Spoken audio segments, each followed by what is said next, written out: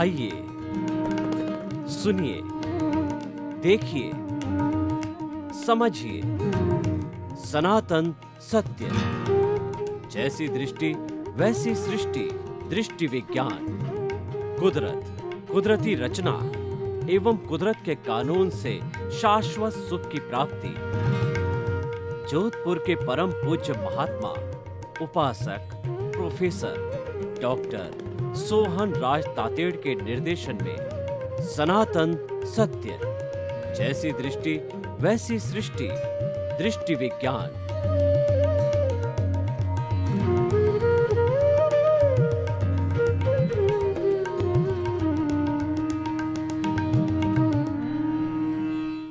सनातन सत्य, universal truth, सार्वभौम सत्य के माध्यम से हम आपको इस कॉस्मोस की अल्टीमेट रियलिटी बताना चाहते हैं। और वह हमारा आधार है कि कुदरत, कुदरती रचना और कुदरत का कानून, उसके आधार पे हम आपको बताना चाहते हैं। क्योंकि हमारा सबका संचालन ये कुदरत करती है।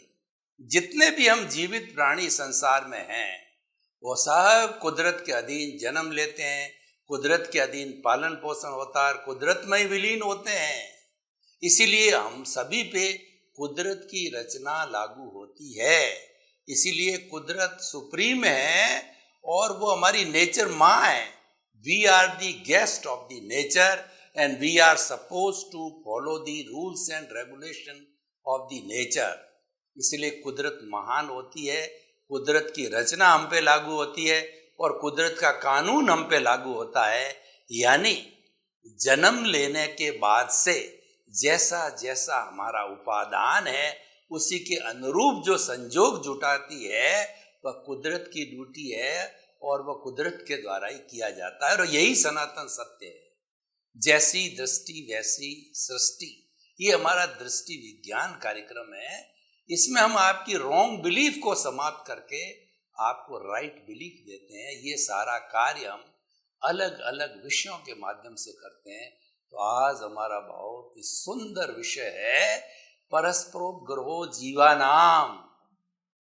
यानी कि हमारा जो जीवन है वह रिलेटिव जीवन है। मनुष्य एक सामाजिक प्राणी है, वह समाज के बिना एक क्षण भी नहीं जी सकता। क्योंकि व्यक्ति की मूलभूत आवश्यकता होती है रोटी, कपड़ा, मकान, शिक्षा, चिकित्सा, वो सारी समाज से ही पूर्ति होती है। भोजन समाज से आता है, कपड़ा समाज से आता है, एजुकेशन समाज से मिलती है, सारी चीजें समाज से ही आती है। अगर कोई व्यक्ति कहे कि मैं तो सन्यासी होकर के और हिमालय की गोद के अंदर साधना करना चला जाऊं, वहां पे मौन रह के अपनी साधना करूंगा, तो वहां पर भी अगर उसको जिंदा रहना है, अगर उसको साधना करनी है, तो उसको अपना रिलेटिव जीवन यापन करना पड़ेगा। यानी जब तक ये मनुष्य का शरीर है, वह व्यक्ति जो है रिलेटिव से जो है वो निरपेक्ष बिल्कुल नहीं हो सकता है। तो इसीलिए हमें निरपेक्ष कभी भी नहीं होना चाहिए। और हम जब थ्योरी ऑफ रिलेटिविटी को लागू करते हैं, सापेक्षता के सिद्धांत को लागू करते हैं, तो हमारा जीवन सुखी होता है। सापेक्षता का सिद्धांत है वह शांतिपूर्ण सह अस्तित्व में बिलीव करता है। परस्परोपग्रहो जीवनाम का अर्थ है कि हम परस्पर जो है एक दूसरे से सापेक्ष हैं, एक दूसरे से मिले हुए हैं। इसीलिए हमें एक दूसरे का सहयोग करना चाहिए, एक दूसरे का सहयोग लेना चाहिए। कभी भी व्यक्ति को ये चिंतन नहीं करना चाहिए कि मैं तो अकेला ही सब कुछ जो है कर सकता हूँ। कहा भी गया है, अकेला चना पहाड़ नहीं फोड़ सकता है। A single man can't do any big work, he will have to take the help of the others. ऐसा कभी नहीं होता है एक व्यक्ति सारा कार्य कर ले। भगवान ने भी जो है वह इस सृष्टि की रचना क्यों की? उन्होंने देखा कि मैं अकेला क्या करूंगा, सृष्टि में कई लोग होंगे, सब वो मिलकर के काम करेंगे। तो मिलकर के काम करने की भावना है, यही परस्पर गुरु जीवानाम है। उदाहरण के तौर पर अगर कोई भी टीम जैसे इंडिया की बाहर ओलंपिक के अंदर या बाहर कहीं भी क्रिकेट का मैच खेलने जाती है, फुटबॉल का, वॉलीबॉल का मैच खेलने जाती है, तो जितने प्लेयर्स होते हैं वो टीम स्पिरिट से काम करते हैं। ये टीम स्पिरिट्स है, ये परस्पर गुरु जीवानाम है। उसमें एक व्यवस्था होती है कि एक टीम कप्तान होता है, कोच होता है और मेंबर्स होता है। सभी रूल्स एंड रेगुलेशंस के द्वारा वो चलते हैं, काम करते हैं, अपने अपने अनुशासन में रहते हैं। उस अनुशासन का नाम ही परस्पर गुरु जीवानाम है। इसको एथिक्स भी कहा जाता है। समाज के निर्माण में कुछ सामाजिक मूल्य होते हैं, वो काम करते हैं, उससे हमारा जीवन यूनिफॉर्म होता है। क्योंकि अगर पुराने समय का हम देखें, योगलिक युग देखें, पहला आरा जो हमारा अवसर पीढ़ी काल का, दूसरा आरा, तीसरा आरा, उस आरे के अंदर एक युगल पैदा होता था। उनकी आवश्यकताएं बहुत ही सीमित थी। कंदमूल खा करके अपना वो भोजन कर लेते थे और वही युवा होने पर पति पत्नी हो जाते थे और उनकी जो है करोड़ा करोड़ वर्ष तक जो उनकी उम्र हुआ करती थी। यानी उनका कषाय बहुत शांत होता था, उनकी आवश्यकताएं बहुत कम थी, उनको समाज की बहुत कम आवश्यकता होती थी। लेकिन ज्यों ज्यों व्यवस्था बदली, ज्यों ज्यों आगे आगे जो है वो आदमी तरक्की करता गया, ज्यों ज्यों उसने बुद्धि का उपयोग किया, क्योंकि ये जो बुद्धि होती है वह भेद पैदा करती है। हमारे इस दुनिया में जितने भी भेद दिखाई देते हैं सब बुद्धि के स्तर पर है। बुद्धि हमको संसार में भटकाती है, बुद्धि हमारे भीतर राग द्वेष पैदा करती है। तो उस पर नियंत्रण करने के लिए हमें समाज में कुछ एथिक्स बनाने होते हैं। तो वो एथिक्स जो है वही परस्पर गुरु जीवानाम है। उन एथिक्स के माध्यम से, उन कानून कायदे के माध्यम से जो है हम अच्छे समाज का निर्माण करते हैं। क्योंकि व्यक्ति को जीने के लिए कोई न कोई मेथोडोलॉजी चाहिए, कोई न कोई सिस्टम चाहिए। उस सिस्टम का नाम है परस्पर गुरु जीवानाम। यानी कि हम एक दूसरे का सहयोग करें, एक दूसरे का आदर करें, एक दूसरे के अस्तित्व को स्वीकार करें, एक दूसरे की मदद करें। यानी गिव एंड टेक का फॉर्मूला चलता है। ये गिव एंड टेक का फॉर्मूला है, ये परस्पर गुरु जीवानाम है। सम्मान देना और सम्मान लेना, सहायता करनी और सहायता लेनी, किसी भी कार्य के अंदर दूसरे की मदद लेनी और देनी है। इसी का नाम समाज है और इसी से ही समाज की ग्रोथ होती है, इसी से समाज चलता है। ये सारा हमारा रिलेटिव जीवन है। आज पूरे विश्व की बात करें तो 7.8 अरब की जनसंख्या है और उस जनसंख्या को नियंत्रण करने वाला है वो हमारा मानव धर्म है। मानव धर्म क्या कहता है कि one earth, one sky, one sun, one God and one religion is our मानव धर्म। ह्यूमैनिटी की बात के अंदर सभी एक जगह आकर के मिल जाते हैं। ह्यूमैनिटी एक जंक्शन पॉइंट है। ह्यूमैनिटी ही परस्पर गुरु जीवानाम है कि आप एक दूसरे को जो है वो सहयोग दो और सहयोग लो। मैं आपको एक उदाहरण के तौर पे बताना चाहता हूँ।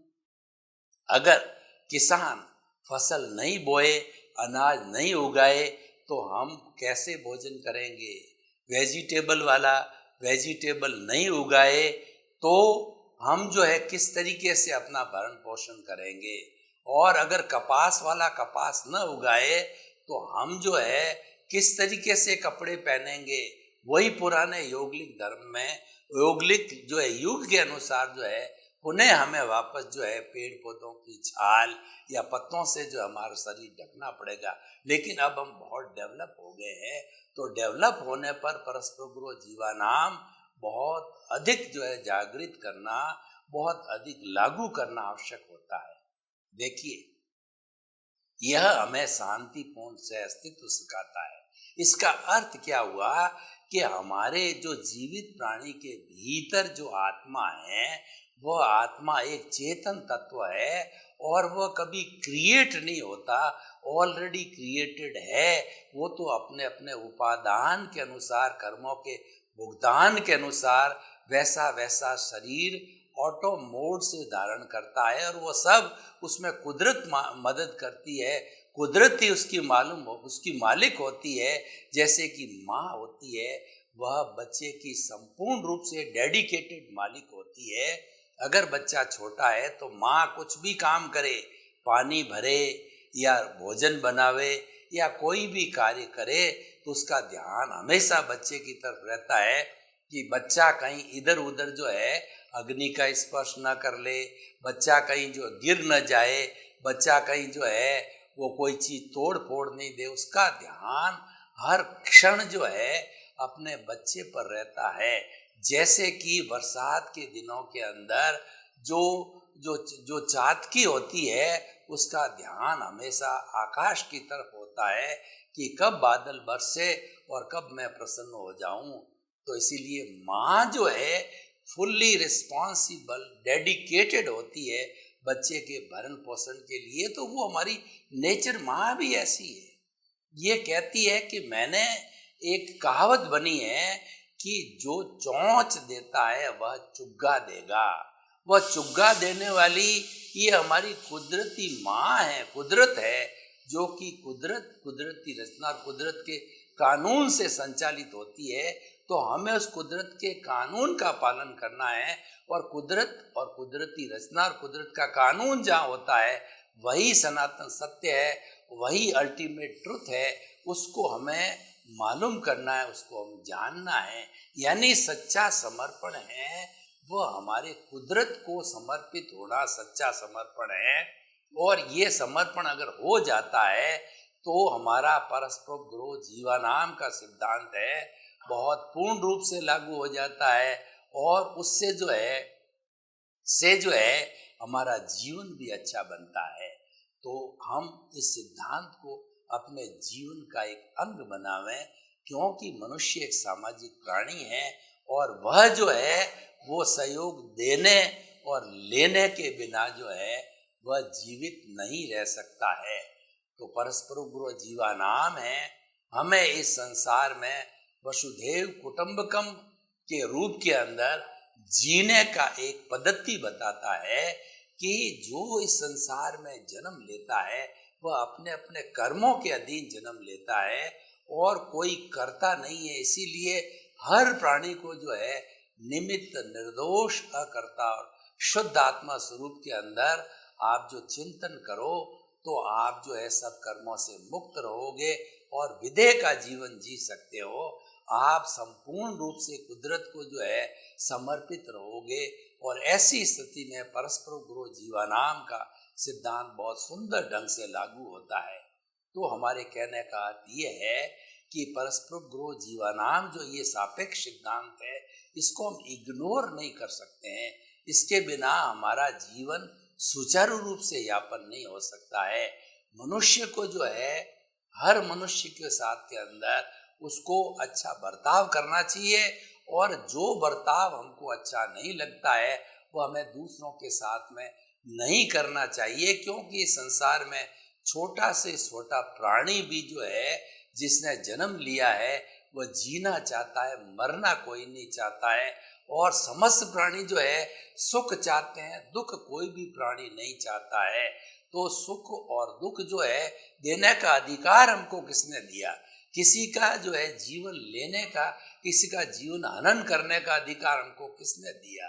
हम उसका किसी का जीवन ले नहीं सकते हैं। तो हमें जो है सापेक्षता का जीवन जीना चाहिए, गिव एंड टेक के फॉर्मूले से चलना चाहिए और हर प्राणी का अस्तित्व को स्वीकार करना चाहिए और उसके विचारधारा को जो है हमें सम्मान देना चाहिए। ये सिद्धांत हमें अनेकांतवादी बनाता है। अनेकांतवाद क्या कहता है कि जो कुछ भी एक एक शब्द है, अ से लगा करके ए से लगा के जेड तक कोई भी शब्द है वो उसमें सत्यांश है। जो कोई भी व्यक्ति बोलता है उसमें सत्यांश है, जो कोई भी धर्म है वो अपना प्रचार करता उसमें सत्यांश है, क्योंकि वह पूर्ण सत्य नहीं है। अगर वो कहता है कि मैं कहता हूं वह ही सही है तो वह निरपेक्ष हो जाता है और वह एब्सोल्यूट हो नहीं सकता, और एब्सोल्यूट मानने वाला है वह मिथ्यादर्शनी बन जाता है और वह परफेक्ट होते हुए भी झूठा साबित हो जाता है। वेयरएज कोई भी धर्म, कोई भी व्यक्ति ये बात कहता है कि ये मेरी भी आइडियोलॉजी है, ये मेरा भी चिंतन है, ऐसा भी हो सकता है, इसको भी कंसीडर किया जा सकता है, हम इस तरीके से भी सोच सकते हैं, तो जहाँ भी की भावना आ जाती है वहाँ पे जो है हमारा सारा जो है वह सापेक्ष जीवन चालू हो जाता है।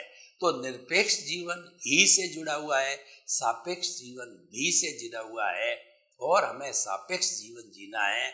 हमें अनेकांतवादी बनना है, एकांतवादी हमें नहीं बनना है। और जो लोग एकांतवादी बन जाते हैं वो लोग अहंकारी हो जाते हैं, वो समाज कंटक हो जाते हैं, और समाज का जितना भी अपराध करने वाले लोग हैं, हिंसा है, आतंकवाद है, रेप है, और आज जितनी जितनी भी बुराइयां हमारे समाज के अंदर चल रही है वो सब करने वाले एकांतवादी होते हैं, और वो परस्पर वो जीवनाम के सिद्धांत का पालन नहीं करते, वो स्वच्छंद होते हैं और वो अपनी आज़ादी का दुरुपयोग करते हैं। हमको जो मानव को जो स्वतंत्रता मिली है वह अपने अनुशासन में रह कर के जीवन जीने की स्वतंत्रता मिली है, हमें उच्छृंखल बनने की स्वतंत्रता नहीं है, क्योंकि अगर व्यक्ति उच्छृंखल बन जाएगा तो वहाँ पे जंगल राज हो जाएगा, वहाँ पे समाज नाम की कोई चीज नहीं होगी। और सबसे ज्यादा आज समाज का कोई बुरा कर रहा है वो मनुष्य कर रहा है। मनुष्य के अतिरिक्त जितनी भी प्राणी लोग हैं वो लोग इतना जो इस समाज का, इस सृष्टि का या इस कुदरत का बुरा नहीं करते हैं, क्योंकि वो तो अनुशासन का पालन करते हैं, उनकी आवश्यकताएं सीमित होती है और वो सीमित दायरे के अंदर ही अपना सब कुछ पोषण कर लेते हैं। लेकिन मनुष्य जो है इगोस्टिक हो गया है, मनुष्य जो है सेल्फ सेंटर्ड हो गया है, मनुष्य तृष्णावादी हो गया है, और वो धन के अंदर इतना कहना चाहिए मदहोश हो गया है कि उसको कोई ध्यान ही नहीं है कि धन एक साधन है, वो तो उसको साध्य मान बैठा है। तो साध्य मान बैठना जो है ये हमारी मूल के अंदर भूल है, इसका हमें करेक्शन करना चाहिए। अगर हमें जीवन को अच्छा बनाना है, हमारा पारिवारिक जीवन, सामाजिक जीवन और हमारा वैश्विक जीवन अच्छा बनाना है, तो हमें सापेक्ष जीवन जीना चाहिए। हमें एक दूसरे का सहयोग करना चाहिए, रेस्पेक्ट करना चाहिए, एक दूसरे के दुख दर्द के अंदर हमें काम आना चाहिए और समाज को कंट्रीब्यूट करना चाहिए। देखिए, हम अध्यात्म की बात करें, चेतना के स्तर की बात करें, चेतना के ऊर्ध्वारोहण की बात करें, तो चेतना हमारे भीतर वही है जिसकी ताकत से मैं बोल रहा हूँ, वही चेतना मेरे में है। और हर जीवित प्राणी के अंदर जिस जीवित प्राणी में चेतना नहीं है वो मृत है, वो जड़ है। क्योंकि जड़ और चेतन में भेद ही यही होता है कि जड़ तो जो वर्ण गंध रस स्पर्श वाला होता है और उसके अंदर फीलिंग्स नहीं होती है, उसके अंदर सुख दुख की अनुभूति नहीं होती। वेरेज जो चेतना होती है वो सुख दुख की अनुभूति करती है, प्रजनन करती है, ग्रोथ करती है, फीलिंग करती है।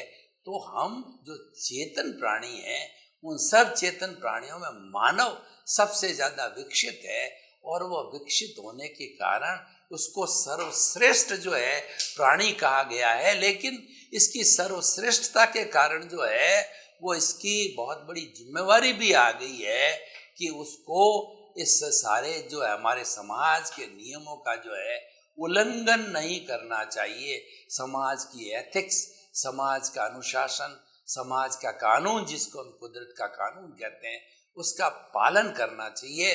तो यूनिवर्सली हम कह सकते हैं कि सनातन सत्य को प्राप्त करने के लिए हमको कुदरत की रचना और कुदरत के कानून का पालन करना चाहिए, सापेक्षता का जीवन जीना चाहिए।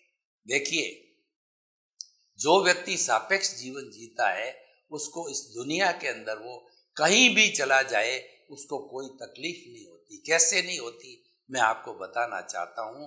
हिंदुस्तान का एक व्यक्ति अगर यूके के अंदर चला गया और वहाँ की वो भाषा जानता है तो वो विनिमय कर सकता है, वह सामने वाले व्यक्ति को जो है रेस्पेक्ट देगा और अपना पर्पस बताएगा, तो सामने वाला व्यक्ति भी वो जो मानवीय दृष्टिकोण से, ह्यूमैनिटी के दृष्टिकोण से कि जो भी उसका पर्पस है, जो भी उसको बिजनेस करना है या जो कोई भी उसकी लाइन है, उस लाइन वाले व्यक्ति के पास में जाएगा तो आपस में उसका इंटरेक्शन होगा।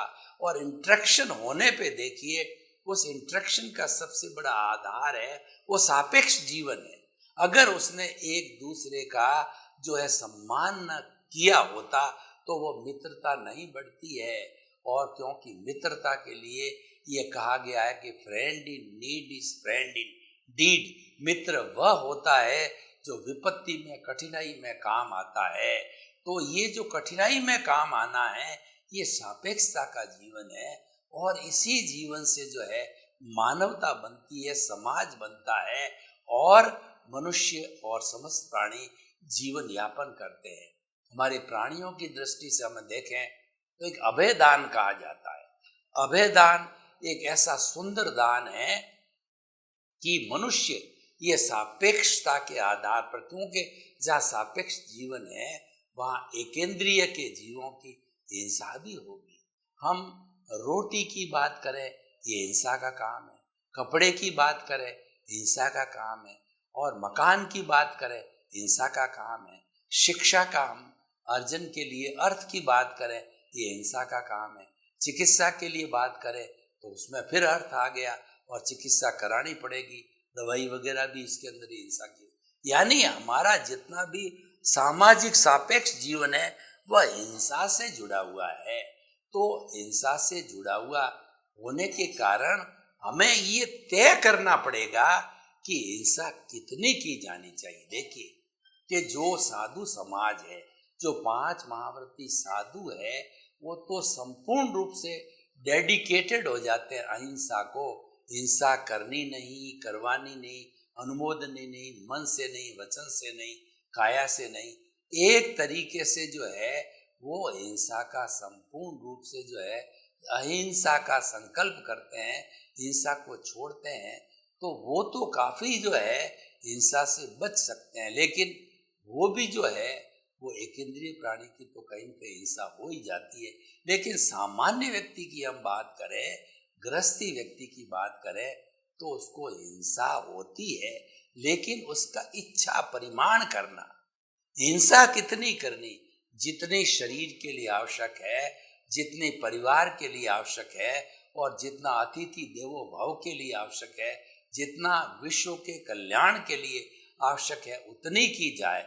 उसके अतिरिक्त जो की जाती है वो ग्रीड बन जाती है। जो नीड की हिंसा होती है वो गृहस्थी के लिए अलाउड होती है, वह स्थूल हिंसा होती है। इसलिए गृहस्थी को अणुव्रत पालन कर सकता है, चाहे तो वो अणुव्रती बन सकता है। भगवान महावीर ने 2 तरह के लाइफ स्टाइल बताई, 2 तरह के धर्म बताए, एक तो आगार धर्म और एक अणगार धर्म।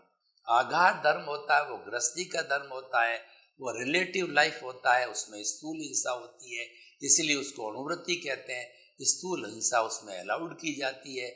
और एक जो है जे धम्मे सूरा से कम में सूरा, जो कर्मवीर होते हैं वही धर्मवीर होते हैं। यानी ऐसे ताकतवर लोग हैं वो पूर्ण अहिंसक, वो सन्यासी का जीवन धारण कर लेते हैं और वो जो है काफी हिंसा से बच जाते हैं, वो महाव्रती होते हैं। ये 2 धर्म भगवान ने बताए हैं, लेकिन सापेक्षता दोनों में, क्योंकि सापेक्षा मात्र इस शरीर से जुड़ी होती है। और जब तक जो है ये हमारा औदारिक शरीर केवली नहीं हो जाता है, वीतराग बनने के बाद जब तक एब्सोल्यूट ट्रुथ नहीं आ जाता है, संपूर्ण रूप से उसके पास में भुवन भास्कर जो है उदित हो जाता है, यानी उसके पास में केवल ज्ञान आ जाता है तो वह पूर्ण रूप से अधिकारी हो जाता है। लेकिन पूर्ण रूप से ज्ञान का अधिकारी होने वाला व्यक्ति कभी भी अज्ञान की बात नहीं करता है, क्योंकि उसके अज्ञान का नाश हो जाता है। और अज्ञान ही हमारा क्रोध, अहंकार, माया, लोभ है, और यही हमारे सापेक्ष जीवन को डिस्टर्ब करता है, यही हमारे एथिक्स को तोड़ता है और यही उच्छृंखल बनाता है। और जब हमारा ये जीवन सापेक्ष बन जाता है, और मैं बात कर रहा था कि ऐसा जो एब्सोल्यूट ट्रुथ को प्राप्त कर लेता है वह तो इस औदारिक शरीर में ईश्वर का रूप हो जाता है, और वो केवली जीवन यापन करते करते वो उपदेश दे करके जो तिन्नाणम तार्याणम यानी स्वयं तरता है और सापेक्ष जीवन जीने वाले लोगों को भी तारता है, वो परमार्थी होता है। तो ऐसा परमार्थी जो है जब व्यक्ति हो जाता है तो वह एक समाज के सामने आदर्श और वो भगवान बन जाता है। औदारिक शरीर होते हुए भी केवली भगवान हो जाता है। और जब उसका आयुष्य कर्म समाप्त हो जाता है, जो कि अघाती कर्म है, वो समाप्त होने के तुरंत बाद ही वो 14वां गुणस्थान को प्राप्त कर लेता है। और वहाँ पर अ, उ, ई, री, ली 5 जो है शब्द बोले जाते हैं।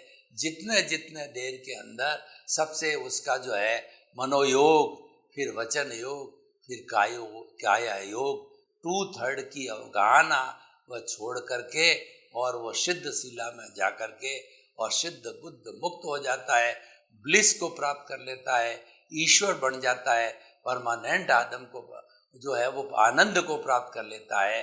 और वैसा जीवन है वह निरपेक्ष जीवन है। लेकिन हम क्या कहना चाहते हैं, जब तक किसी भी प्राणी का ये शरीर है तब तक उसको परस्पर क्रोध जीवानाम का पालन करना चाहिए, सापेक्ष जीवन जीना चाहिए, और सापेक्ष जीवन जीना ही पड़ता है।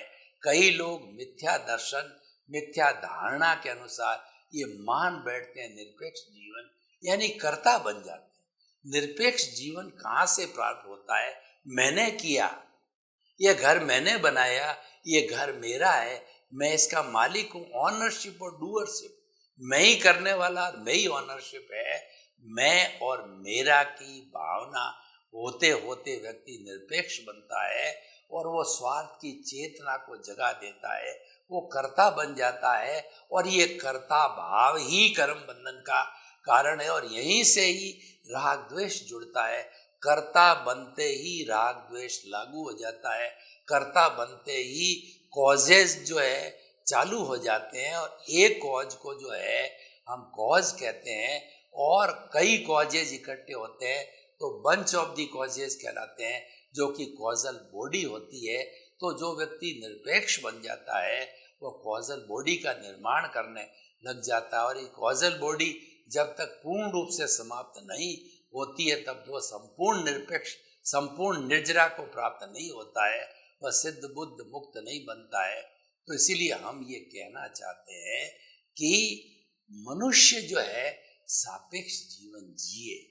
सापेक्षता के अंदर हमारा शांतिपूर्ण सा अस्तित्व है, सापेक्षता में हम मुक्ति को प्राप्त हो सकते हैं, सापेक्षता का जीवन जी करके हम खुशहाल रह सकते हैं, क्योंकि उसमें किसी दूसरे के अधिकारों का हनन नहीं है।